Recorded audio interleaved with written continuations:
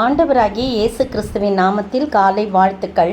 இன்றைய மன்னா, அவள் இருந்த வீட்டில் தேவதூதன் பிரவேசித்து, கிருபை பெற்றவளே வாழ்க, கர்த்தர் உன்னுடனே இருக்கிறார், ஸ்திரீகளுக்குள்ளே நீர் ஆசீர்வதிக்கப்பட்டவள் என்றான். லூக்கா 1:28. யார் அவள் இருந்த வீட்டில்னா யாருன்னு போது நமக்கு எல்லாருக்கும் தெரியும், மரியாளை குறித்து சொல்லப்பட்டிருக்குது. பாருங்கள், இந்த நாளில் மரியாள் ஆசீர்வதிக்கப்படுறதுக்கு காரணம் என்ன அப்படின்னு சொல்லும்போது, அந்த நாட்களிலே பெண்கள் மேசியா பிறக்க போகிறான்னு தெரிஞ்சுட்டு என் வயிற்றில் தான் பிறக்கணும்னு சொல்லிட்டு காத்திருந்தாங்களாம். ஆண்டவர் சமூகத்தில் காத்திருந்தாங்களாம். அப்படி காத்திருந்தவங்களில் ஒருத்தர் தான் மரியாள். எத்தனையோ பேர் காத்திருந்திருப்பாங்க.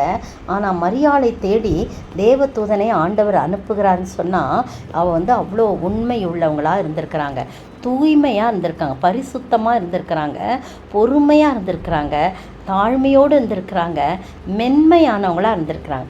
யாருக்கும் எந்த இதுவும் இல்லாமல் அவங்க ரொம்ப இந்த 5 மை இருக்குது அவங்களுக்கு. தாழ்மை, தூய்மை, பொறுமை, உண்மை, மென்மை, இந்த குணங்கள் இருந்ததுனால தான் தேவதூதனை ஆண்டவர் பாருங்கள் எவ்வளோ அழகாக அட்ரஸ் கொடுத்து அனுப்புகிறார் பாருங்கள். கேப்ரியேல் என்னும் தூதன் ஆண்டவர் சொல்கிறாரு, நீ இந்த நாட்களில் எனக்கு இப்படி செய்தனான்னு சொல்லி 5 மாதம் வெளிப்படாந்தால் எலிசபெத்து, சரிங்களா. 6ஆம் மாதத்திலே கேப்ரியேல் என்னும் தூதன் கலிலேயாவில் உள்ள நாசரேத்து என்னும் ஊரில், கலிலேயா நாடு, நாசரேத்து ஊர், தாவீதின் வம்சத்தனாகிய யோசேப்பு என்கிற நாமமுள்ள புருஷனுக்கு நியமிக்கப்பட்டிருக்கிற ஒரு கன்னிகையின் இடத்திற்கு தேவனாலே அனுப்பப்பட்டான். பற்றியா, தேவன் அனுப்புகிறாரு, அட்ரஸ் சொல்லி அனுப்புகிறார். இந்த நாட்டில், இந்த ஊரில், இந்த வம்சத்தில் இருக்கக்கூடிய யோசேப்புக்கு புருஷனாக நியமிக்கப்பட்டிருந்த ஒரு கன்னிகை ஒரு வீட்டில் இருப்பாங்க, அங்கே போனின்னு சொல்லிட்டு ஃபுல் அட்ரஸ் கொடுத்து அனுப்புகிறாங்க. அந்த கன்னிகையின் பெயர் மரியாள் என்று சொல்லி அனுப்புகிறார். தேவனாலே அனுப்பப்படுறாரு தூதன். அந்த தூதன் தான் கரெக்டாக ஆண்டவர் அட்ரஸ் சொல்லி அனுப்பிச்சோன்னே கரெக்டாக வந்திருக்காங்க. அப்போ வீட்டில் யாருமே இல்லை, அவள் மட்டும் தனியாக இருந்திருக்காங்க.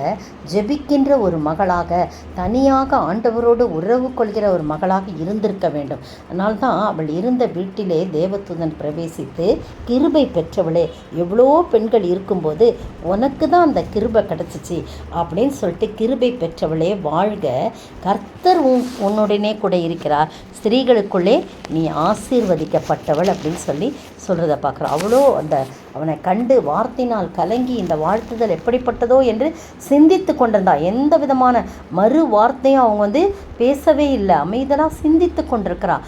தேவதூதன் அவளை நோக்கி, மரியாளே பயப்படாதே, நீ தேவனிடத்தில் கிருபை பெற்றாய், இதோ நீ ஒரு கர்ப்பவதியாகி ஒரு குமாரனை பெறுவாய், அவருக்கு இயேசு என்று பெயரிடுவாயாகன்னு சொல்லி இயேசை பற்றி நிறைய சொல்கிறத பார்க்குறோம். பார்த்திங்களா, எவ்வளோ பெரிய பாக்கியம். அவள் தன் வாழ்க்கையிலேயே அந்த பொறுமையோடு ஆண்டவர் எனக்குள்ளே பிறப்பார், மேசியா என்னுடைய கற்பத்தில் பிறப்பார் பொறுமையோடு காத்திருந்தாள், தூய்மையாக இருந்தாள். அவள் வாழ்க்கையில் பரிசுத்தம் காணப்பட்டது. அதனால தான் பரிசுத்தம் இல்லாமல் ஆண்டவர் அவளுடைய கற்பத்தில் பிறந்திருக்கவே முடியாது.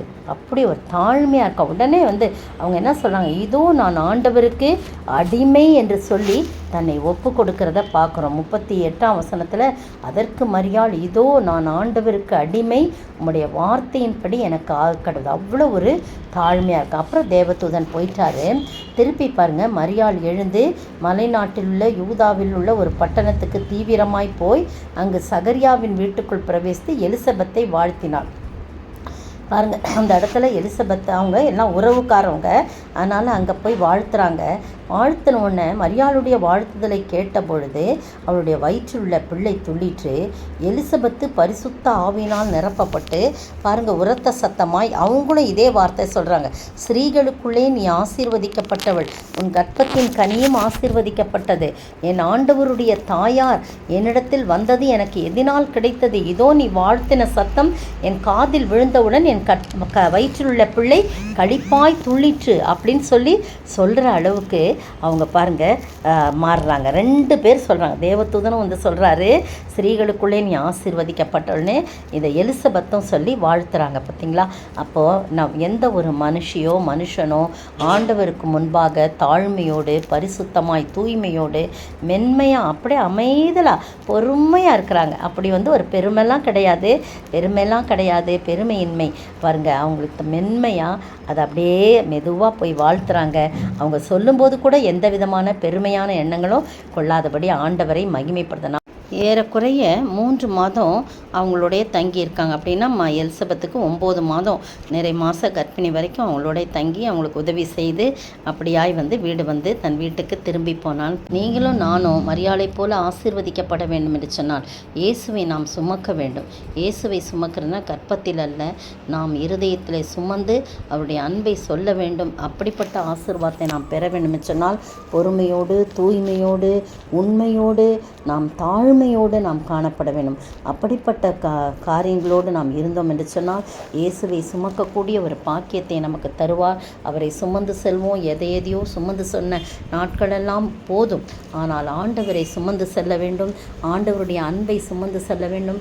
ஆண்டவர் நமக்காய்ப்பட்ட பாடுகள், வேதனைகள் எல்லாமே, அவர் நமக்காய் சிந்தின ரத்தம், அதன் மூலமாக சம்பாதித்த சிலுவையில் சம்பாதித்த ரட்சிப்பு, இதையெல்லாம் சொல்வதற்கு நாம் அவரை சுமந்து செல்ல வேண்டும். அப்போஸ்தலனாகிய பவுல் சொன்னது போல அவருடைய காயங்களை என்னுடைய சரீரத்திலே நான் சுமந்து செல்கிறேன் சொன்னது போல நீங்களும் நானும் அப்படி சுமந்து செல்லும்போது நாம் ஆசீர்வதிக்கப்பட்டவர்களாய் காணப்படுவோம். மரியாளில் காணப்பட்ட எல்லா விதமான நற்பண்புகளும் நம்மிலே காணப்பட ஆண்டவர் தாமே கிருபை செய்வாராக.